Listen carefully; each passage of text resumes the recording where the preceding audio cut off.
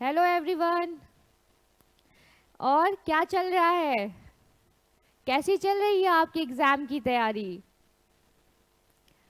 मैं अलका सिंह प्रशिक्षण क्लासेस के ऑनलाइन प्लेटफॉर्म पे एक बार फिर से आप सबका स्वागत करती हूँ। जैसा कि हम आपके लिए सुपर 30 बैच लेके आए थे, जिसके तहत हम आपको PYQ के टॉपिक वाइज क्वेश्चन सॉल्व करा रहे थे। अब उसी क्रम में आगे बढ़ते हुए आज मैं आपके लिए टिश्यू टॉपिक से बहुत सारे PYQ लेके आई हूँ। बट वो शायद नंबर ऑफ क्वेश्चन कम लगे आपको, बट जब आप उसको सॉल्व करेंगे ना तो उससे बहुत सारे क्वेश्चंस ऐसे हैं जो एक्स्ट्रा निकल के आएंगे और आपके एग्जाम्स के लिए वो बहुत इंपॉर्टेंट होंगे। तो चलिए अब हम आगे बढ़ते हैं अपने पहले क्वेश्चन की तरफ, जो कि है निम्नलिखित में से कौन सा अंग सबसे बड़ा है? बताइए, पेट, गुर्दा, त्वचा या फिर दिमाग? हमारे शरीर का सबसे बड़ा अंग कौन है? अच्छा, आपको पता है हमारे शरीर का आंतरिक अंग जो सबसे बड़ा है, आंतरिक अंग, तो वो होता है लीवर। अब यहाँ क्या पूछ रहा है, लीवर तो ऑप्शन में है नहीं, लेकिन ये आंतरिक है। ठीक है, जब पूछा जाए कि निम्नलिखित में से कौन सा अंग सबसे बड़ा है, विच of the following is the largest organ, तो क्या पेट है? स्टमक? बताइए, स्टमक है? नहीं। गुर्दा, किडनी? नहीं। त्वचा? तो जी हाँ, बिल्कुल सही, त्वचा आपका राइट आंसर है। क्यों? क्योंकि जो ये त्वचा होता है हमारे शरीर का 16% वेट, 16% वेट कवर करता है।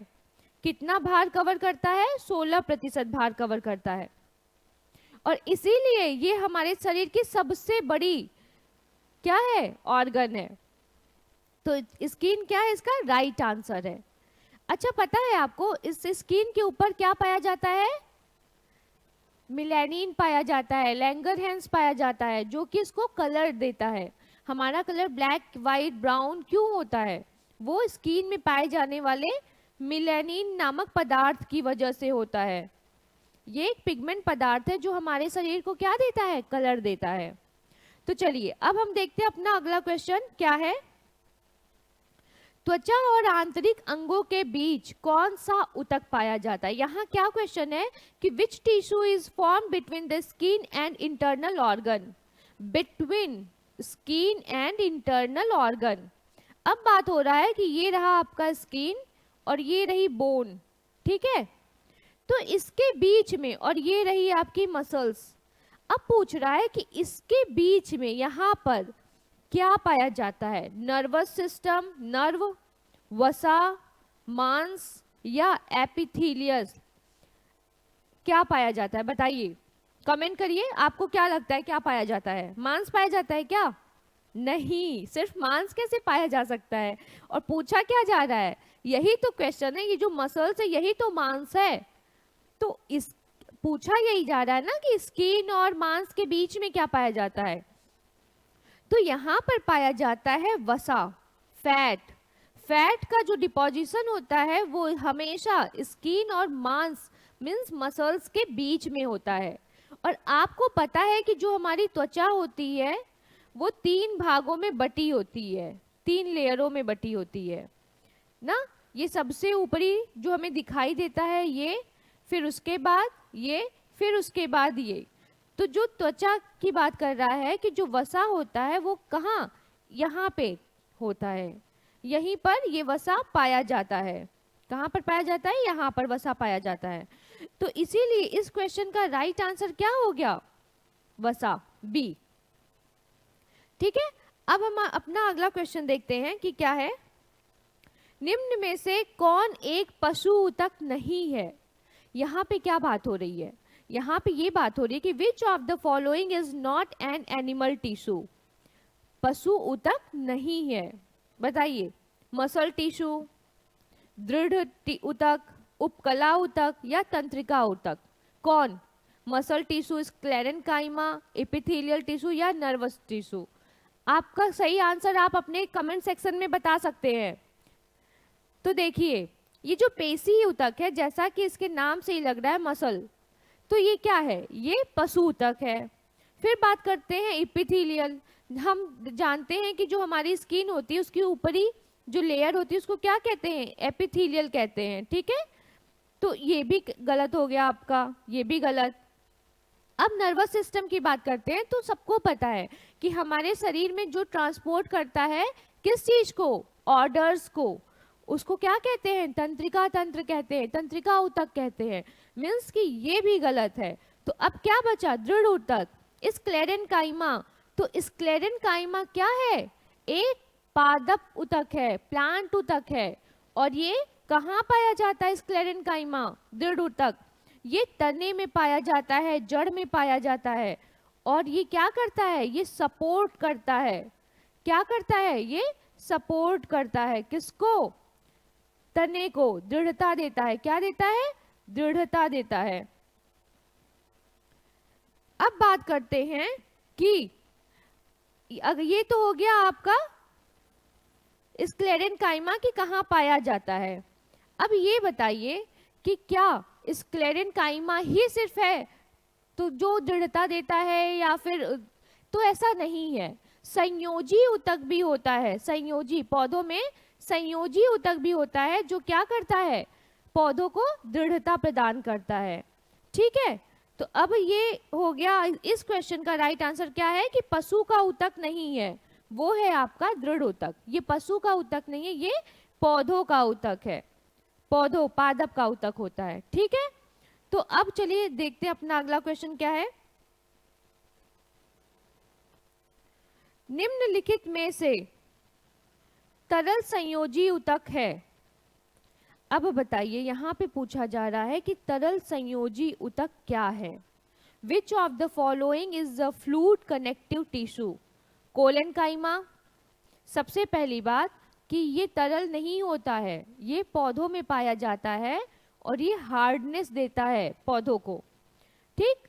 रक्त, रक्त हम सब जानते हैं जंतुओं में पाया जाता है। स्क्लेरेन्काइमा की अभी मैंने पहले बात की कि ये पौधों में पाया जाता है और ये भी क्या देता है, पौधों को दृढ़ता प्रदान करता है। अब बात करते हैं पैरेन्काइमा।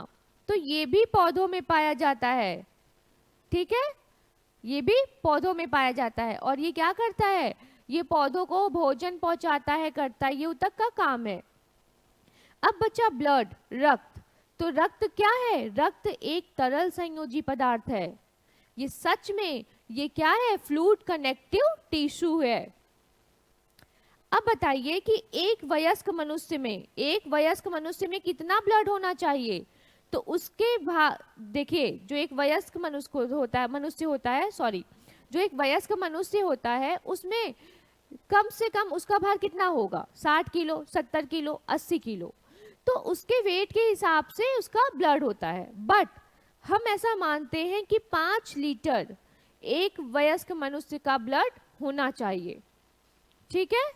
और ये तरल फ्लूइड क्यों होते हैं, क्योंकि ये लिक्विड फॉर्म में, तरल पदार्थों में, और ये सेल नहीं होती हैं। सबसे बड़ी बात, जो ब्लड होती है वो सेल्स नहीं होती, ये ऊतक होती हैं। बहुत सारे कैप्सूल से मिल के बना होता है। ब्लड में बहुत सारी चीजें होती हैं, जो एक क्वेश्चन में और लेके आई हूँ, तो उसमें मैं आपको वो डिफाइन करूंगी काफी अच्छे से, ठीक है। तो यहाँ पे इसका राइट आंसर क्या हो गया, ये। अच्छा, ये बता दीजिए कि जो हमारा ये रक्त होता है, इसमें क्या ऐसा पदार्थ पाया जाता है जो कि ऑक्सीजन को हमारे बॉडी में पहुंचाता है। बताइए क्या होता है। चलिए मैं बताती हूँ। तो वो होता है हीमोग्लोबिन।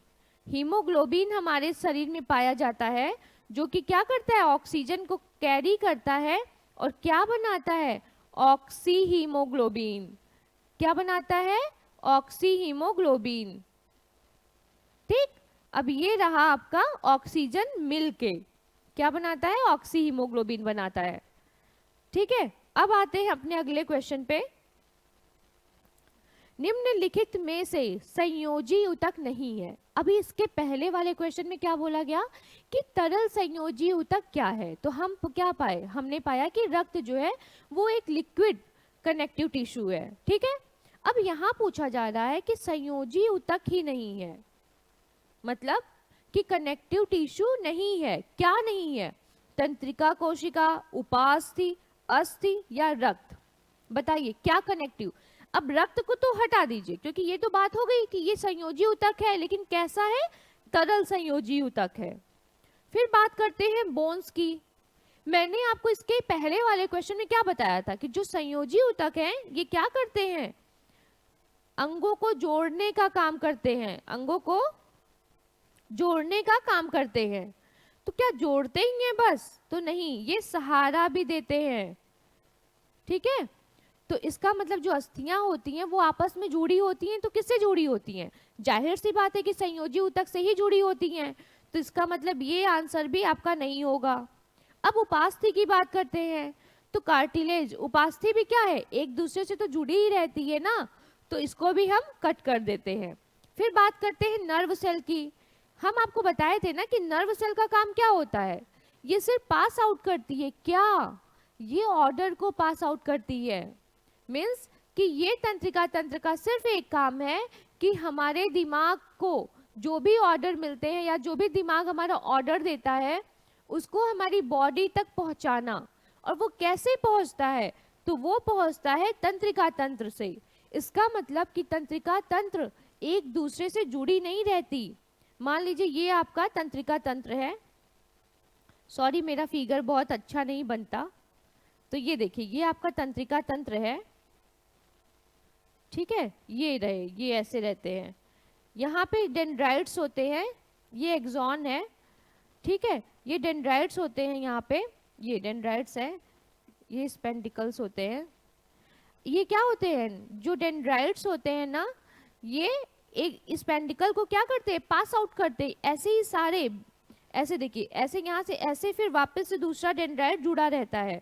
तो इसका मतलब ये एक दूसरे से कनेक्ट नहीं रहती हैं। ये सूचनाओं का आदान प्रदान कैसे करती हैं? ये जो एरिया गैप देख रहे हैं ना, यहाँ से कैल्शियम, क्या चीज? कैल्शियम आयंस क्या करते हैं? सूचनाओं को लेके आते जाते रहते हैं। ठीक है, कैल्शियम सूचनाओं को क्या करते हैं? लेके आते जाते रहते हैं। तो अब हम बात कर लिए कि क्या ये एक दूसरे से जुड़ी हुई हैं? तो नहीं। इसका मतलब इसका राइट आंसर क्या हो गया? Nerve cell. ये एक दूसरे से बिल्कुल जुड़ी नहीं रहती। तो चलिए अब आते हैं अपना अगला क्वेश्चन देखते हैं। मनुष्य में एक संयोजी ऊतक के उदाहरण को पहचानिए। हमारी बॉडी में अब तो बात हो गई कि तंत्रिका तंत्र संयोजी ऊतक नहीं है, और संयोजी ऊतक है तो क्या है? उपास्थि है, हड्डी मैंने बोला। तो अब यहाँ क्या पूछ रहा है कि हमारे identify an example of connective tissue in human. इसका आंसर आप दीजिए। चलिए मैं नहीं बताऊंगी इसका आंसर, इसका आंसर आप दोगे, क्योंकि अभी मैंने इसकी पिछली वाली क्लास, पिछले क्वेश्चन में मैंने ये चीज आपको समझाई है। तो इसका ना आंसर आप दो। चलिए 10 सेकंड देती हूँ मैं, कमेंट सेक्शन में इसका आंसर लिख के बताइए आप लोग क्या है।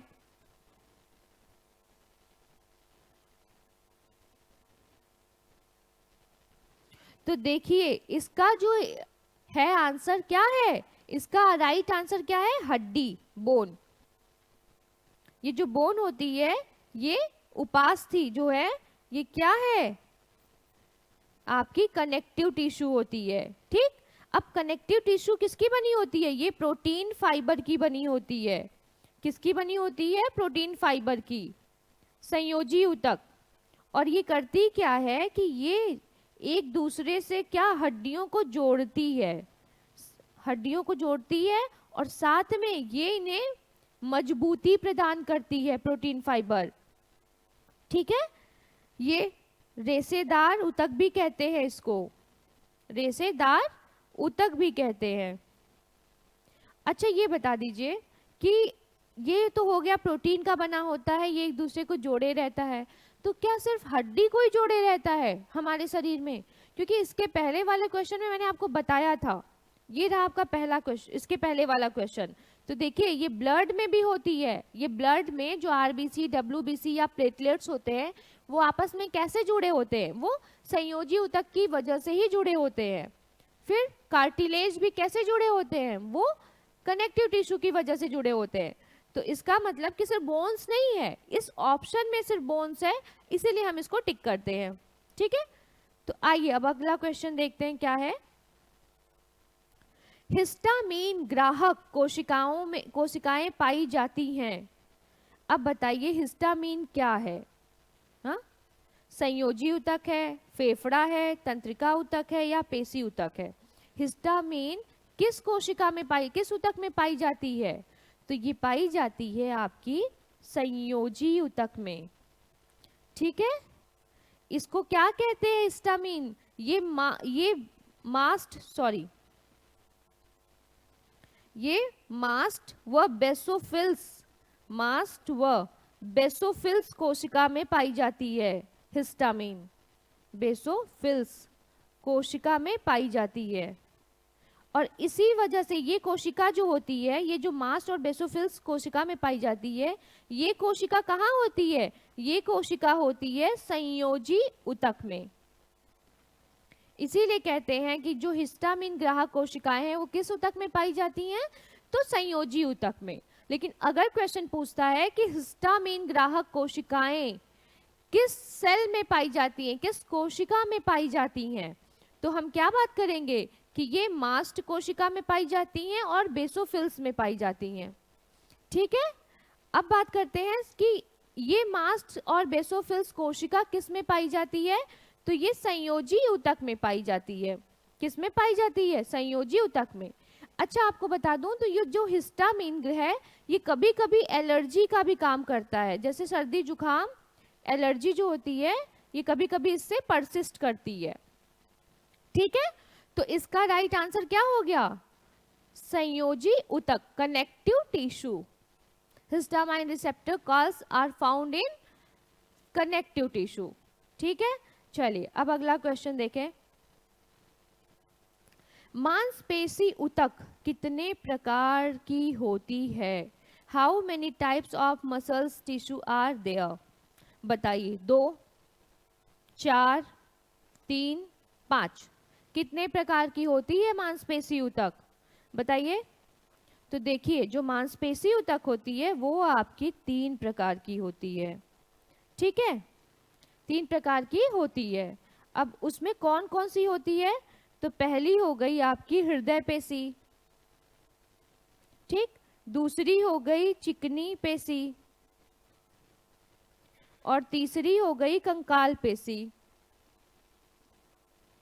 यही तीनों पेशियां हैं जो कि मांसपेशी ऊतक हैं। और ये क्या करती हैं? हृदय पेशियां हृदय में पाई जाती हैं, चिकनी पेशियां हमारे पूरे शरीर के मसल्स में पाई जाती हैं, और ये जो कंकाल पेशियां होती हैं ये किस में पाई जाती हैं? ये बोन्स में पाई जाती हैं, ये बोन्स में पाई जाती हैं। तो इसका राइट आंसर क्या हो गया? 3 इसका राइट आंसर हो गया। अच्छा देखिए, कभी कभी ना ऐसे भी पूछ देता है कि जैसे चिकनी पेशी, मांसपेशी, ये चिकनी पेशी किस या चिकना ऊतक किसका प्रकार है? तो आप क्या बोलोगे? मांसपेशी ऊतक का प्रकार है। ठीक है, फिर कभी कभी ये भी जैसे होता क्या है कि मांसपेशी ऊतक का प्रकार है, मैं आपको दे दिया कंकाल, तो आप कंफ्यूज हो जाओगे कि अरे ये कंकाल तो मांसपेशी नहीं है, तो ऐसे क्यों क्वेश्चन पूछ रहा है, और आप कंकाल को क्या करते हो? निग्लेक्ट कर देते हो। बट नहीं, जो मांसपेशी ऊतक है उसके प्रकारों में कंकाल ऊतक भी आता है। ठीक है, ये भी आएगा। तो इसीलिए कभी भी ये क्वेश्चन पूछता है तो आप कंकाल, उसमें कंकाल ऑप्शन है तो आप कंकाल को टिक करोगे। ठीक है, तो ये रहा इसका राइट आंसर 3। अब आइए अगला क्वेश्चन देखते हैं क्या है हमारा।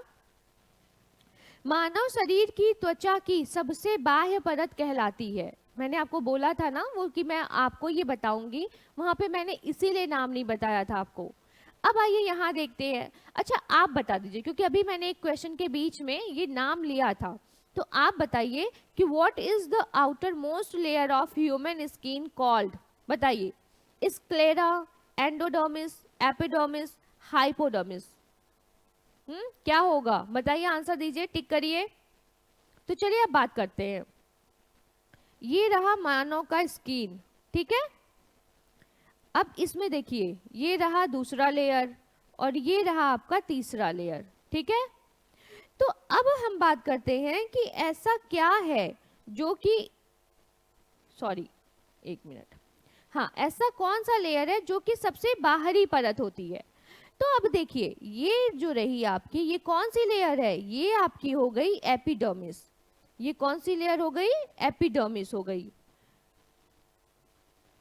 फिर आप बात करते हैं दूसरी, तो ये आपकी क्या हो गई, डर्मिस लेयर हो गई। फिर ये आ गई आपकी तीसरी, ये हो गई क्या, हाइपोडर्मिस। ये आपकी हाइपोडर्मिस हो गई।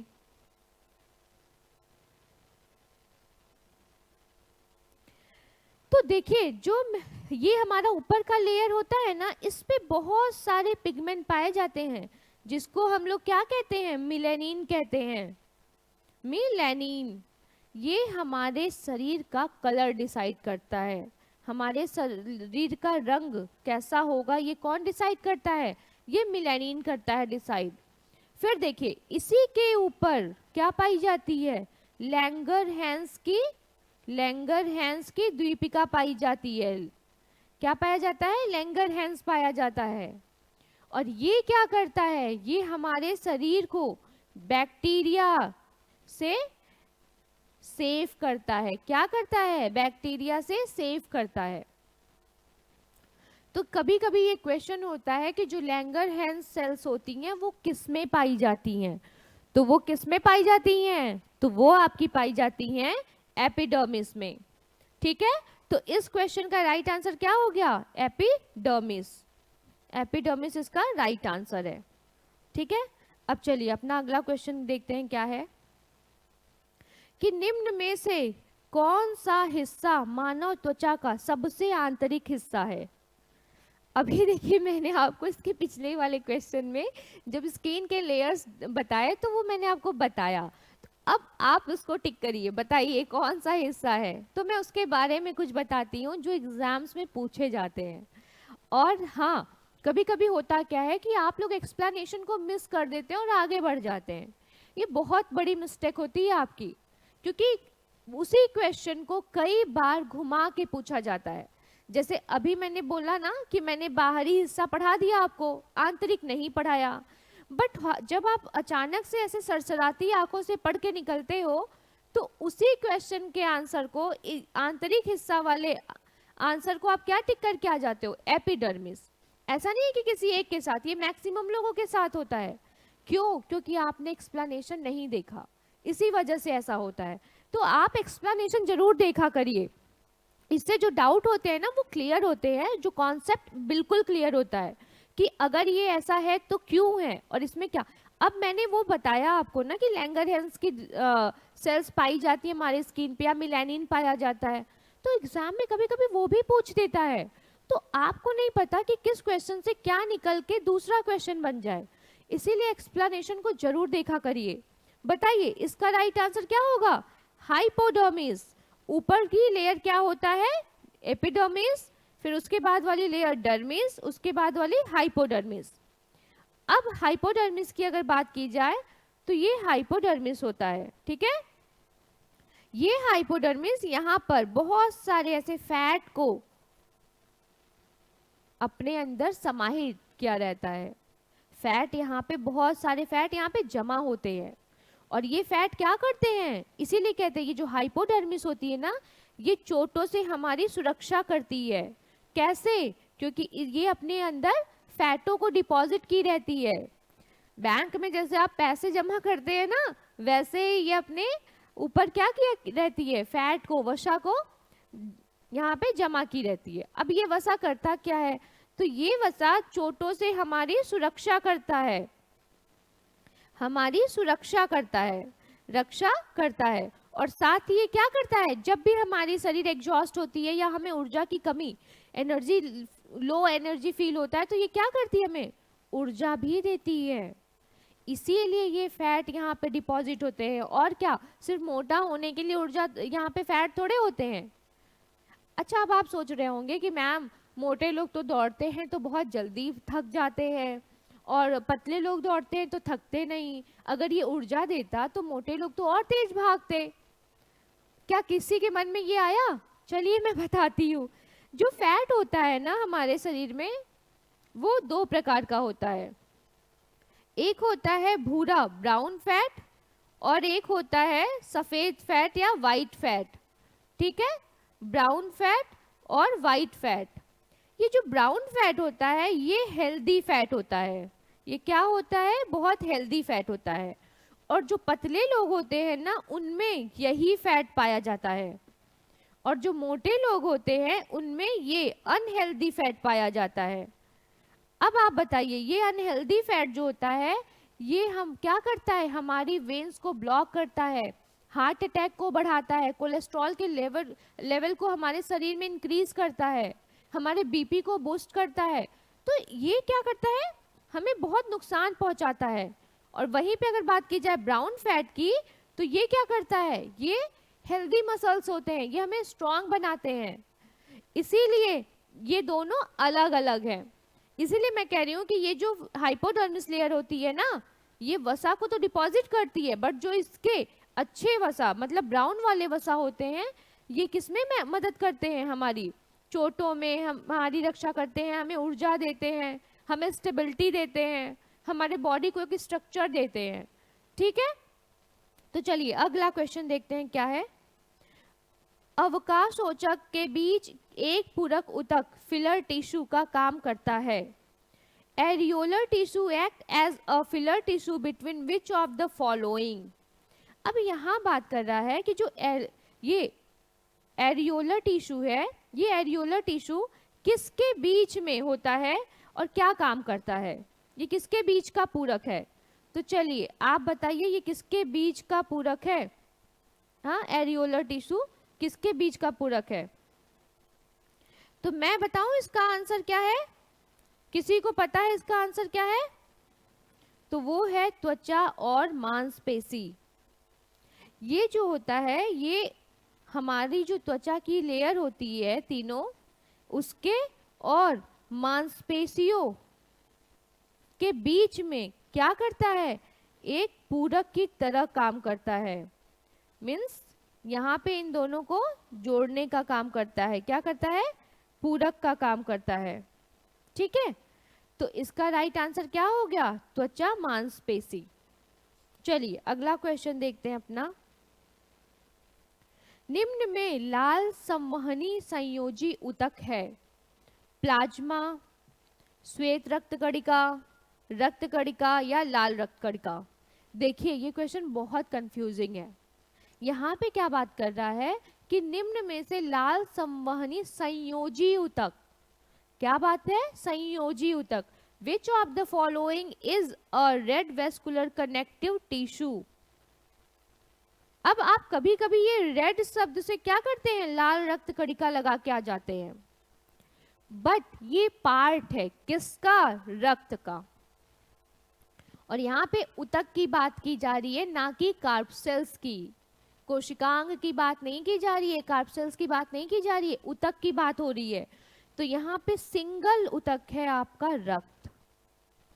इस रक्त के अंदर क्या क्या पाया जाता है, ये प्लाज्मा पाया जाता है, इसके अंतर्गत प्लाज्मा पाया जाता है, ये रहा प्लाज्मा, ये श्वेत रक्त कणिकाएं और ये रेड ब्लड कार्प सेल्स।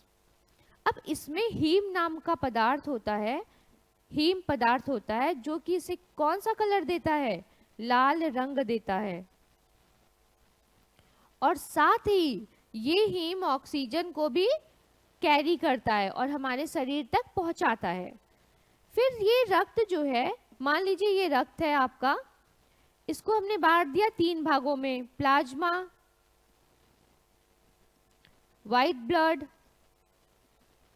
और रेड ब्लड।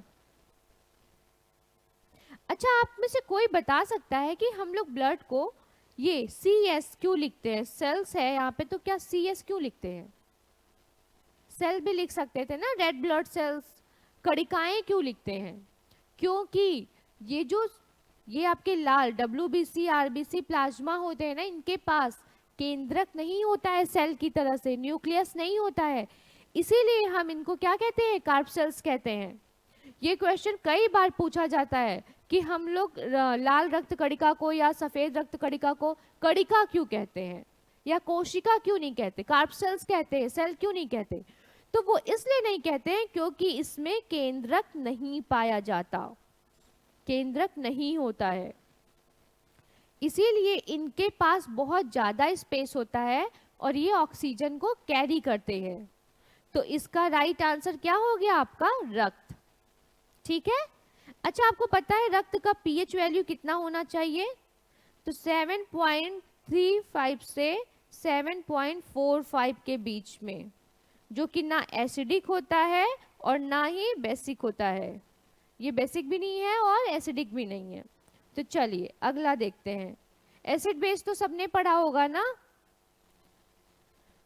अब बात करते हैं कि हमारा ये अगला क्वेश्चन है कि निम्न में से कौन सी कोशिकाएं शरीर के उपास्थि ऊतकों में पाई जाती हैं? Which of the following cell are found in cartilaginous tissue of body? बताइए इसमें से कौन है जो आपके कार्टिलेजिनस टिश्यू में पाया जाता है, उपास्थि कोशिका में पाया जाता है? मास्ट सेल, बेसोफिल्स, ऑस्टियोसाइट्स और कॉन्ड्रियोसाइट्स। तो देखिए ये है उपास्थि अणु। मास्ट का मैंने अभी बताया था और बेसोफिल्स बताया था ना। हिस्टामाइन किस में पाया जाता है आपका? इसी सेल्स में पाया जाता है, मास्ट सेल में और बेसोफिल में क्या पाया जाता है? हिस्टामाइन। अब यहाँ क्या पूछ रहा है कि कार्टिलेजिनस टिश्यू किस में पाया जाता है? तो ये पाया जाता है कॉन्ड्रोसाइट में।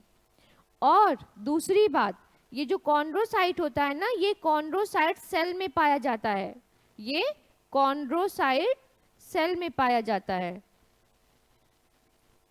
ठीक है। तो इसका करेक्ट आंसर क्या हो गया आपका? उपास्थि अणु। ठीक। चलिए अगला क्वेश्चन देखते हैं। निम्नलिखित में से कौन सा पेशीय ऊतक है और जो बिना थके जीवन भर लगातार कार्य करते रहता है? बताइए कौन सा पेशी ऊतक है जो कि कभी थकता ही नहीं, बिना थके जीवन भर काम करता रहता है? हाँ, कंकाल पेशी, हड्डियां, हृदय पेशी, हमारा हार्ट जिससे बनता है, चिकनी पेशी या ऐच्छिक पेशी? देखिए हम जानते हैं कि जब हम काम करते हैं, मान लो हमने बहुत दौड़ लगा ली, आज हम थक गए, हमारी बोन्स दर्द होने लगती हैं, या आयरन की कमी है तो बोन्स दर्द होती हैं, तो जाहिर सी बात है कि तब तो ये हो ही नहीं सकता। तो अब बात करते हैं चिकनी पेशी की। चिकनी पेशी क्या है? जो हमारा फैट है, या अभी कोई एक मुक्का मार दे या हमको चोट लग जाए या किस भगवान ना करे किसी का एक्सीडेंट हो जाए तो बॉडी बहुत पेन करती है, बहुत पेन। ये जो चिकनी पेशी होती है किस में होती है? ये मसल्स में ही तो होती है। तो वो क्या होता है, कट पिट हो जाता है तो बहुत पेन करती है, या वहाँ पे देखते हैं आप डेड सेल्स जमा हो जाते हैं। तो इसका मतलब कि ये भी नहीं है, ये भी थक जाती है। ऐच्छिक पेशी कौन सी होती है? जो हमारी इच्छाओं से काम करती है, जब उसे हम ऑर्डर देते हैं तभी वो काम करती है। उसे क्या कहते हैं? ऐच्छिक पेशी। मीन्स कि वो लगातार काम नहीं करती, हमारे ऑर्डर पे काम करती है। तो ये भी नहीं है। अब आ गया हृदय पेशी। तो ये राइट आंसर है। जो हमारा हार्ट होता है, जो हमारा हार्ट होता है, ये देखिए हमारा हार्ट कितना सुंदर मैंने बनाया है तो ये जो हमारा हार्ट होता है ना, इसमें प्लीज आप ऐसा फिगर ड्रॉ मत करिएगा, मैं बहुत गंदा करती हूँ। तो हमारा जो हार्ट होता है, इसकी जो ये वॉल्स होती है ना, ये किस मसल से बनी होती है? ये कार्डियक मसल से बनी होती है। इसीलिए अच्छा बताइए, जो हार्ट के डॉक्टर होते हैं उसको क्या कहते हैं इंग्लिश में? उनको क्या कहते हैं? कार्डियोलॉजिस्ट कहते हैं। इसीलिए क्योंकि उसमें कार्डियक मसल पाया जाता है जो कि हार्ट को हमेशा क्या करती हैं? वर्क कराती रहती हैं। और इनकी स्पेशलिटी क्या होती है? ये मसल्स सिकुड़ती हैं। सबसे बड़ी स्पेशलिटी है इनकी कि ये सिकुड़ती हैं, और यही कारण है कि हमारा जो हार्ट है पंप होता रहता है लव डब की आवाज से। अच्छा, ये देखिए मुंह से निकल गया, बट ये नोट कर लीजिए, हमारे जो हृदय है, हार्ट है हमारा, ये हमारा जो हार्ट है, इसका जो आवाज होता है वो कैसा होता है? कभी कभी एग्जाम में पूछा जाता है। तो उसका आवाज है लव डब। ये आवाज निकालता है। ठीक है, तो अब बात करते हैं कि ये सिकुड़ती हैं और फैलती हैं और ये कभी भी थकती नहीं। यही कारण है कि इस मसल्स का यूज भगवान ने कहाँ किया है, हमारे हार्ट में किया है, जिससे हमारा हार्ट बिना थके, चाहे हम सो रहे हो, जग रहे हो या कुछ भी कर रहे हो, वो काम करती रहे। तो चलिए अब आते हैं अपने अगले क्वेश्चन पे। फ्लोएम में पाया जाने वाला निर्जीव पदार्थ क्या है? Which non living component is found in phloem? बताइए, फ्लोएम में क्या नहीं पाया जाता, क्या पाया जाता है जो कि निर्जीव है, नॉन लिविंग है? तो companion cell, phloem fibre, phloem parenchyma या सीव ट्यूब? बताइए क्या है वो? किसी को पता है? तो देखिए, ये जो कंपेनियन सेल होती है ये जीवित कोशिका होती है, जीवित ऊतक होता है ये। फ्लोएम मृदुतक ये भी लिविंग होता है। क्यों? क्योंकि ये पौधों को क्या पहुंचाता है, भोजन पहुंचाने का काम करता है। चालनी नलिकाएं जो होती हैं ये क्या करती हैं, ये जल का या भोजन का ट्रांसपोर्ट करती रहती हैं, तो इसीलिए ये भी जीवित होती हैं। अब बात करते हैं फ्लोएम फाइबर की, तो ये आपका राइट आंसर होगा। ये फ्लोएम फाइबर जो होते हैं ये निर्जीव पदार्थ है। ये क्या करते हैं, ये निर्जीव पदार्थ है, ये बिल्कुल भी डेड होते हैं। और इनका काम क्या होता है, भोजन सप्लाई का काम होता है। यह अस्थायी ऊतक से बना होता है, लेकिन क्या होता है, ये निर्जीव होता है, बिल्कुल डेड होता है। तो इसीलिए हम कहते हैं ना कि देखिए, कभी कभी कहा जाता है ना कि हरे पौधों को, कभी कभी क्या, कभी भी हरे पौधों को नहीं काटना चाहिए। तो क्यों नहीं काटना चाहिए, उसका कारण है। तो क्या काटा जाता है तो उनसे ब्लड निकलता है? नहीं निकलता। क्यों नहीं निकलता? क्योंकि उसमें ये जो होते हैं ना, डेड सेल्स भी होते हैं, और जो जीवित सेल होते हैं वो कटने के बाद उसमें ऐसा ब्लड सर्कुलेशन सिस्टम तो है नहीं कि ब्लड निकलेगा। बट होता क्या है कि वो डेड हो जाते हैं और कोशिका या क्या पूरा का पूरा पेड़ आपका सूख जाता है। तो यही कारण होता है कि पौधों को काटना नहीं चाहिए, क्योंकि उसमें बहुत सारे जीवित पदार्थ भी होते हैं। जो निर्जीव है उनको तो फर्क नहीं पड़ता, बट जो जीवित होते हैं वो मर जाते हैं। क्यों? क्योंकि उनको जल और भोजन नहीं मिल रहा होता। तो ये रहा आपका करेक्ट आंसर। ठीक है, बी करेक्ट आंसर है। तो चलिए, आज हमारा बहुत सारा क्वेश्चन सॉल्व हुआ, उसमें जो भी इंपॉर्टेंट था मैंने आपको वो भी बताया। तो अब इसी के क्रम में आगे बढ़ते हुए हम आपके लिए अगला वीडियो लेके आएंगे जो कि टिश्यू से ही होगा, उसमें भी क्वेश्चंस। फिर उसके बाद हम नेक्स्ट टॉपिक पे आएंगे। तो आज के लिए बस इतना ही। Thank you so much.